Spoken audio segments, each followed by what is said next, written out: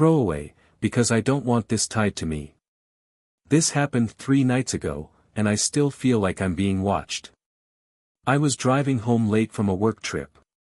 Long, empty highway, nothing but darkness swallowing the road ahead. The kind of drive that makes you start second-guessing the shapes in your peripheral vision. My gas light flicked on, so I pulled into the only station for miles. That's when I saw him.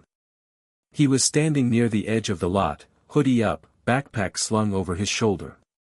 He didn't have a sign, but when I stepped out of my car, he turned toward me like he knew I'd be there. Normally, I wouldn't pick up a hitchhiker.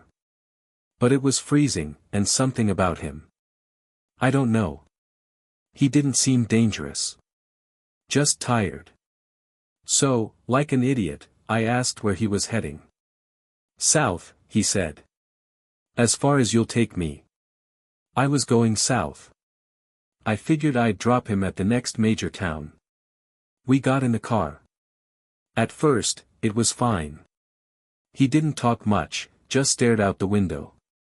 But then, maybe 15 minutes in, he laughed. Low, almost to himself. You still hum when you're nervous. I felt my stomach drop. I do hum when I'm nervous. But I'd been dead silent the whole ride. I glanced at him. His hood still covered most of his face, but I could see his mouth, curved into a slight, knowing smile. Sorry. I said, keeping my voice casual. He turned his head toward me, slow as hell. You always did that. Ever since you were a kid. I gripped the wheel tighter.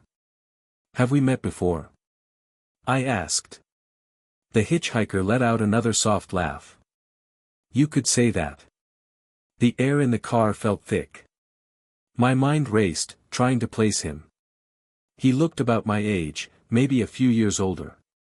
But his voice, something about it itched at my brain, like I should recognize it. I swallowed hard. What's your name? His smile widened. You already know. That's when I realized, his hands were completely clean. No dirt, no sign he'd been walking along the highway. His boots weren't scuffed, and his backpack, it looked brand new. He hadn't been hitchhiking. He had been waiting for me. My pulse thundered in my ears. Look, man, I think I'll drop you off at the next stop. He didn't react. Just kept staring. Then he said something that made my entire body lock up. Does your mom still hum when she cries? I nearly slammed on the brakes. Because my mom does that. She used to sing to me as a kid, but after my dad died, I'd hear it at night, soft, broken humming through the walls. It was something private. Something I had never told anyone.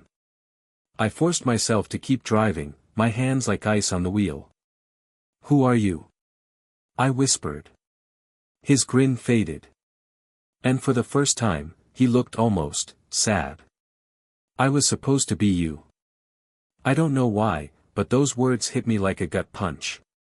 I turned to fully look at him, ready to demand answers, ready to kick him out of my damn car, but when I did, I nearly swerved off the road. Because the hitchhiker was M.